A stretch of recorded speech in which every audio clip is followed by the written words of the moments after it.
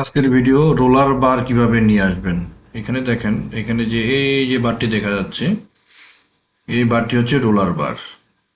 এই বারটা থাকলে আমরা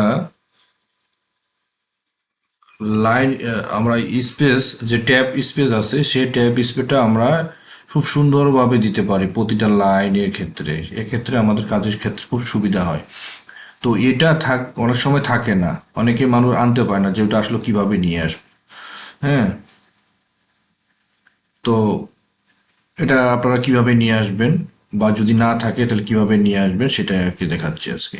তো আজকে মেনু বারে যাবেন, মেনু বারে গিয়ে আপনারা যে এখানে ভিউ যে অপশনটি আছে, ভিউয়ে ক্লিক করবেন। ক্লিক করার পরে এখানে দেখেন রুলার নামে একটি অপশন আছে, এই রুলারের উপর আপনি ক্লিক দেন।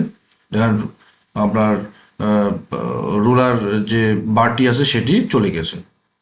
যদি না থাকে সেক্ষেত্রে এবার ভিউয়ে যাবেন, ভিউয়ে গিয়ে রুলার এখানে ক্লিক করবেন, আপনার